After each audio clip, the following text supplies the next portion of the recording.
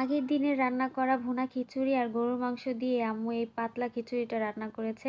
এইটা খেতে অনেক বেশি মজা হয়েছিল। চলো শেয়ার করি আমার আম্মু কিভাবে এটা রান্না করে। তো কড়াইয়ের মধ্যে কিছুটা গরুর মাংসের ঝোল আর আলু টালু পড়েছিল, তার মধ্যে আম্মু দিয়ে দিল আগে থেকে সিদ্ধ করে রাখা মসুর ডাল আর ভুনা খিচুড়ি। আরও দিয়ে দিল কয়েকটি কাঁচামরিচ ফালি, পেঁয়াজ কুচি, হলুদের গুঁড়া, মরিচের গুঁড়া, স্বাদ মতো লবণ আর আস্ত 3টা পেঁয়াজ। এবার অ্যাড করে দিল ভাতের মাড়।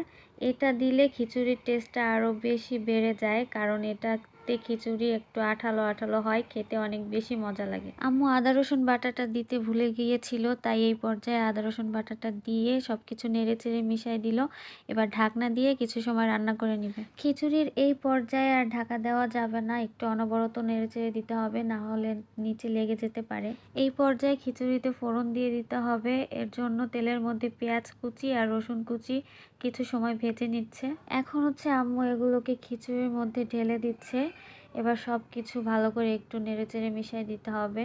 ফোড়নটা দেওয়ার পর 2 মিনিটের জন্য ঢাকা দিয়ে রাখতে হবে, এতে করে ফোড়নের ফ্লেভারটা পুরো খিচুড়ির মধ্যে সুন্দরভাবে ছড়িয়ে যাবে। এই তো রান্না কমপ্লিট। এই খিচুড়িটা আমার একটু টকটক খেতে ভালো লাগে, তাই আমি এখানে লেবু, আচার আর লাল মরিচের ভর্তা দিয়ে খেয়েছি। আমাদের বাসায় যখন পোলাও অথবা বিরিয়ানি রান্না করা হয়, তখন আমি সেগুলো দিয়েও এই খিচুড়িটা রান্না করে খাই।